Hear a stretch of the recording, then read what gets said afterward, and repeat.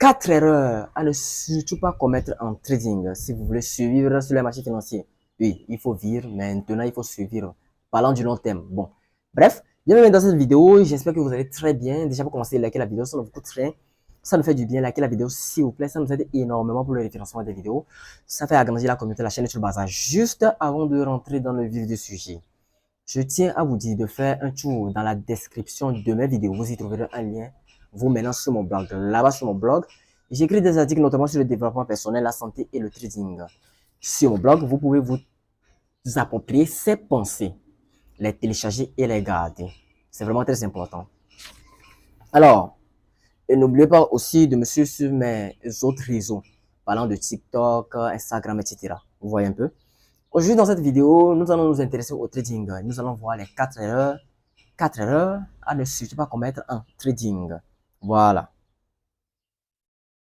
Que ce soit que vous êtes débutant, novice, intermédiaire, professionnel, je pense que ces 4 erreurs vont vous aider à mieux peaufiner vos analyses, à mieux peaufiner la gestion de vos risques, à mieux vous améliorer dans le trading et bien sûr sur les marchés financiers. Allez, on y va.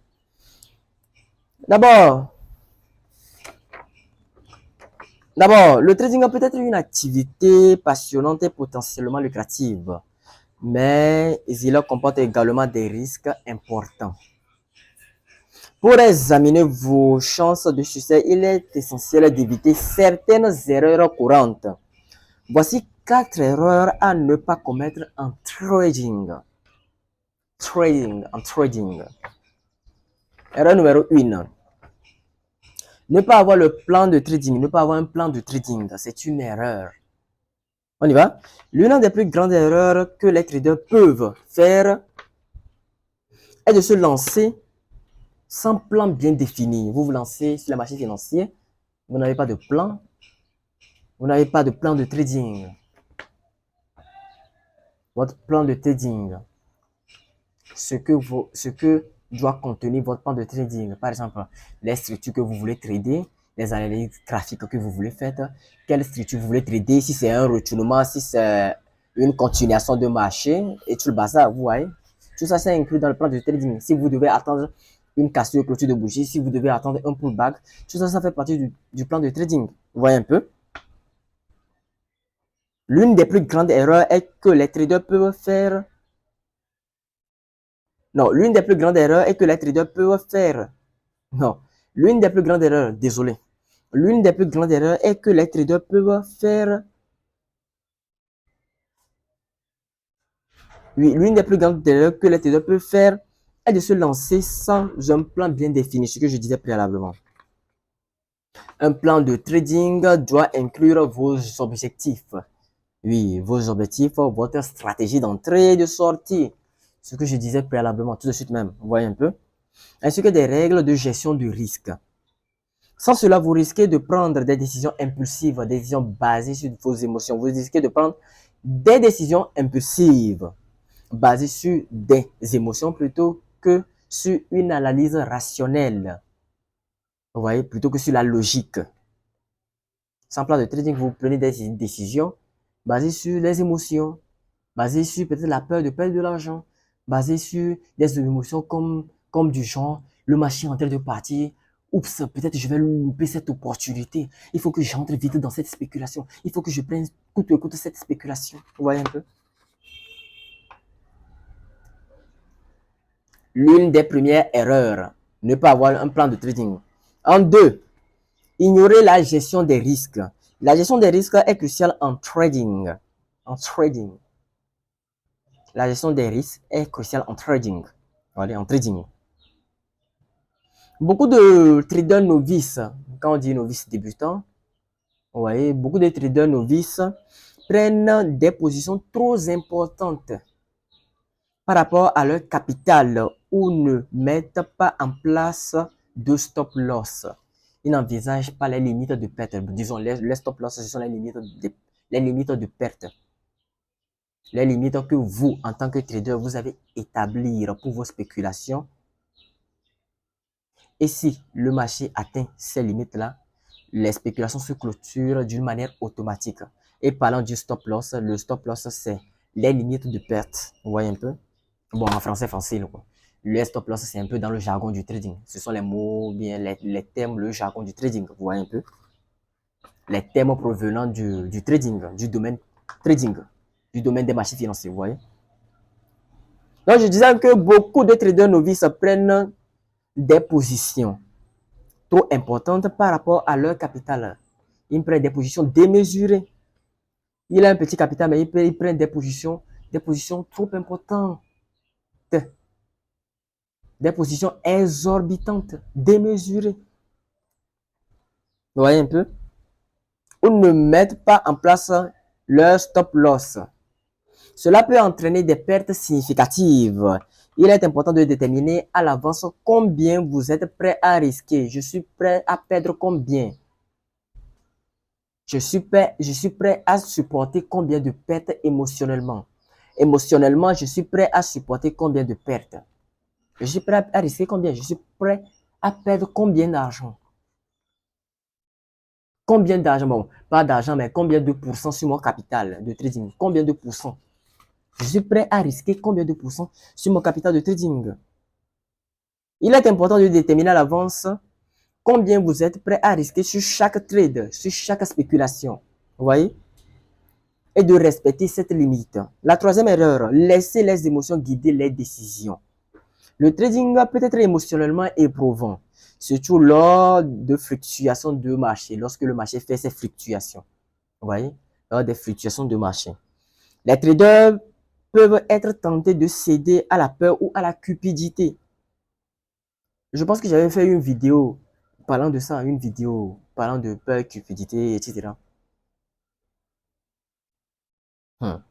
Les traders peuvent être tentés de céder à la peur ou à la cupidité, la peur de perdre de l'argent, la peur. Et si ça, là se passe, et si ça là se passe, et si je perds mon argent.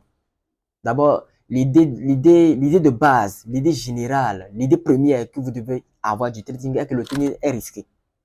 Le trading est risqué. Vous voyez? C'est risqué. Si vous perdez de l'argent, oui, vous perdez de l'argent, oui, on sait que vous avez perdu de l'argent. Parce que le trading est risqué. Mais si vous laissez trop vos émotions surgir en trading, vous laissez les émotions prendre le dessus, prendre le contrôle de vos spéculations et autres, vous agissez sous l'influence de vos émotions. Mais ceci, dames, je pense que ce serait fatal pour vous. Mais bien sûr. Alors, je disais donc que les traders peuvent être tentés de céder à la peur ou à la cupidité.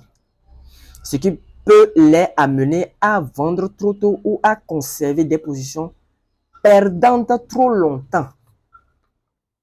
À vendre trop tôt, à vendre trop tôt, c'est un peu dans le jargon du trading. Vendre en trading, c'est-à-dire entrer dans le marché en sell. Vous voyez un peu? Bon, ça, c'est un peu dans le jargon du trading. Ou à conserver des positions perdantes trop longtemps, en ayant pour espoir que le marché va se retourner en ta faveur, dans le sens de tes prévisions. C'est pourquoi il est important de poser des stop loss, les limites de perte. Comme ça, lorsque ces barricades-là sont posées, lorsque ces limites de perte-là sont posées et que le marché n'évolue pas dans vos sens, le marché a décidé, bon, d'aller dans le sens contraire de vos prévisions. Et bien sûr, quand le marché décide, bon, d'aller dans le sens contraire de vos prévisions, vous êtes en train de perdre. Vous accumulez le négatif, c'est-à-dire des fonds en moins, des fonds en soustraction, vous voyez un peu. Mais une fois la limite, les barricades, la limite, c'est-à-dire le stop loss posé, le marché évolue en contre-sens, à l'encontre de vos prévisions. Le marché évoluant à l'encontre de vos prévisions atteindra cette limite de perte et la se clôturera automatiquement. Vous voyez? Au lieu de perdre moins 5 dollars, au lieu de perdre 5 dollars, bon, disons, au lieu de perdre 5 dollars, parce que vous avez établi le stop loss, vous perdez 10, 20, 15 dollars si vous n'avez pas établi votre limite de perte. C'est pour cela, il est dit ici, ou à conserver des positions perdantes trop longtemps. Et dans le but généralement, souvent les traders font ça dans le but généralement, bien dans l'espoir généralement, que le marché se retournent plus tard, que le marché leur donne raison plus tard, que le marché ira dans le sens de leur prévision plus tard. Mais alors que c'est faux. Alors que c'est faux. Vous voyez? Apprendre à gérer ses émotions et à rester discipliné est essentiel pour réussir. Vous voyez, en trading. La quatrième erreur, ne pas se former en continu. Ne pas se former en continu. Vous avez un dogme préétabli. Moi, c'est ça et c'est ça. Et bien sûr, vous pouvez avoir une stratégie donnée. Une stratégie qui a été backtestée, une stratégie louable, une stratégie qui fait ses preuves, bien, et tout le bazar, vous voyez un peu. Mais il faut jamais cesser d'apprendre. Oui. Bien même que, bien sûr, vous avez votre stratégie que vous utilisez en compte réel et qui marche pour vous. Vous pouvez également tester d'autres stratégies sur un compte de démonstration. Vous pouvez également apprendre des autres. Vous pouvez également se former continuellement. Vous pouvez également update ici, dans le domaine trading. Vous pouvez également faire des mises à jour de temps à autre. Vous voyez, c'est ça se dire apprendre en continu. Mais la quatrième erreur que vous commettez, c'est ne pas se former en continu. Parce que les choses sont sur les marchés financiers. De nouveaux concepts arrivent. Je ne vous dis pas de vous confier aux nouveaux concepts qui surviennent sur les marchés financiers. Non, je ne vous dis pas de faire cela. Parce que les nouveaux concepts qui surgissent sur les marchés financiers sont des faux. La plupart sont des faux. Je ne dis pas tous, mais la plupart, dans la plupart des cas, sont des faux. Dans la plupart des cas, ils n'ont pas de backtest, ils n'ont pas de fondement solide. Et donc, ça pourrait vous induire en erreur. Donc, ne pas se former en continu. Les marchés financiers évoluent constamment. Une stratégie qui est louable aujourd'hui, qui est bien, qui fait ses preuves aujourd'hui, qui est parfaitement bien, sera peut-être, comment dire ça, obsolète. Oui, bon, là, une stratégie n'est pas quand même une application, mais sera peut-être obsolète dans les 5 années prochaines, parce que tu ne le sais pas. Et moi aussi, je ne le sais pas. Parce que les marchés financiers sont imprévisibles. Les marchés financiers, ça change constamment. Vous voyez un peu? Les marchés financiers évoluent constamment. Et il est crucial de rester informé des nouvelles tendances, des analyses et des stratégies. Des stratégies. Des stratégies. Bon, je suis en train d'appeler ça en anglais, des stratégies. Des stratégies. Vous voyez un peu? Beaucoup de traders commettent l'erreur de penser qu'ils savent tout ce qu'il faut. Bon, non, je reprends. Beaucoup de traders commettent l'erreur de penser qu'ils savent tout ce qu'il y a à savoir après quelques succès initiaux. Vous voyez un peu? Après quelques petits gains, ils s'autoproclament les rois, quoi. Vous voyez un peu? Alors, il va investir dans votre éducation et vous tenir au courant des développements du marché peut faire toute la différence. Parce que je viens de le dire préalablement, les marchés financiers, ça change constamment. Le concept, la stratégie, votre méthode d'application, votre méthode d'intervention sur les marchés financiers qui marche aujourd'hui pour vous, peut être obsolète dans peut-être les 5 années prochaines, dans peut-être les 3 années prochaines, puisque les marchés financiers, de part, un, les marchés financiers sont imprévisibles, en deux, les marchés financiers changent constamment. Vous voyez un peu?